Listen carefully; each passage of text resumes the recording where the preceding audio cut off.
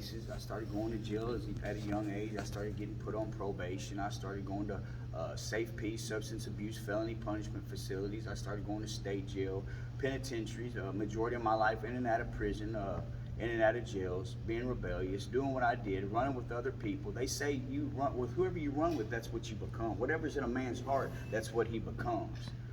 And there's a saying I like to say that says, you know what, show me your friends and I'll show you your future. And I had no future because my friends that I ran with had no future. So that is who I become. That is what I was embedded in.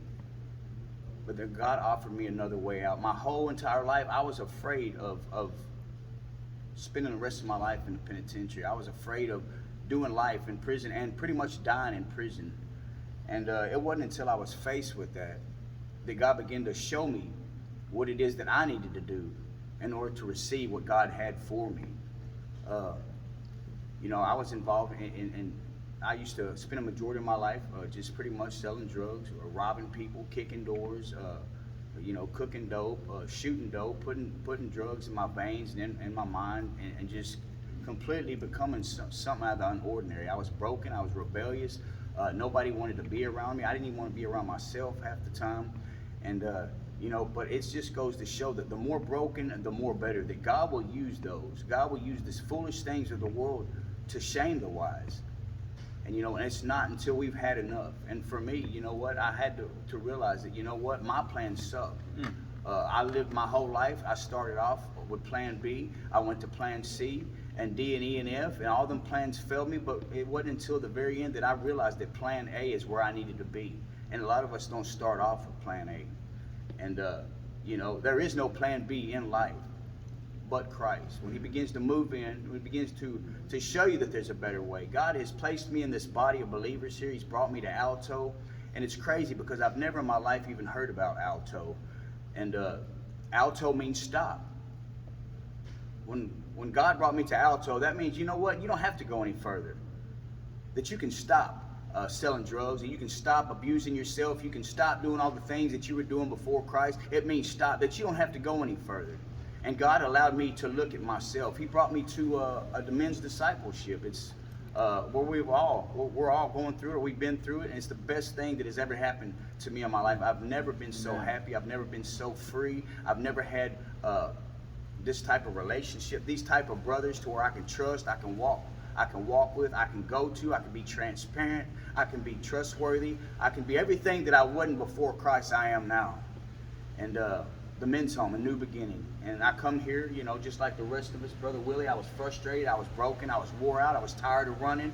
And the majority of my life I was spent running from my own self. And God brought me here and told me, you know what, you take off your running shoes. It's time to put on your hiking boots. You know what, I ain't got to run around the mountain no more. That it's time to start climbing over these mountains.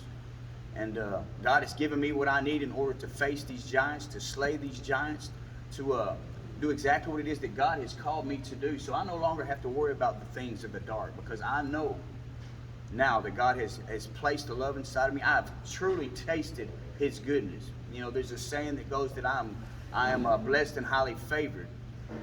But I'd like to say that I'm blessed and highly flavored. Because once you taste the goodness of God, for a majority of us, those who are truly surrendered and sold out, there is no going back. So I am a mighty man of God because I walk with mighty men of God, and that is who I surround myself with. My spiritual fathers, Ron Rose and Randy Sturrock, has paved the way for us, has showed us what it means to be who God has called and created us to be. Without them and their obedience, there's no doubt that I would either be in a cemetery on my way to hell, or I'd be facing a life sentence. The thing about it, people, is that when God calls you, he's going to call you whether you like it. He's going to call. Everybody's called, but there's only a few that are chosen. And I tell you what, the chosen ones are the ones who answer the call. And I truly have dedicated myself and devoted myself to walking with Christ and his family. I am a whosoever. And now I can actually say that I am somebody. I am somebody in the eyes of the Lord. It doesn't matter about what anybody else thinks.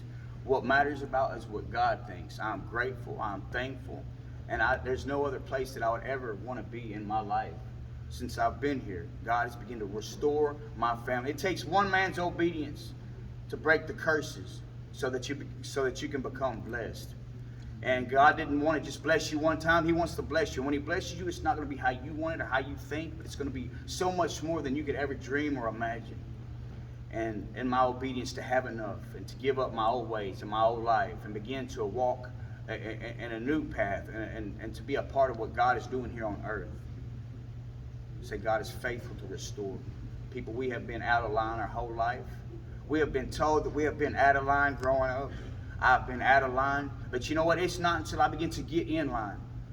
And that's what God is calling us to do, Brother Willie. He's calling us to get in line.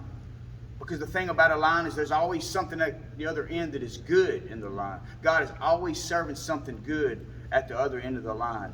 And if you stay in line long enough, you'll be able to see what it is that God has for us.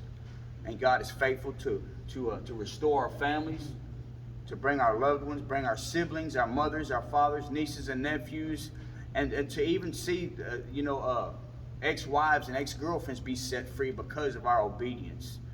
And say God is a God of more. Amen. And this morning I just want to encourage everybody who's watching that you ain't seen nothing yet, that these brothers and I, where we have come from, what we have come out of, it's every day I get to wake up and be blown away more and more every day. When I walked into these doors right here, the first thing that I felt in my life was love. I've never felt true love. And that right there was the game changer for me.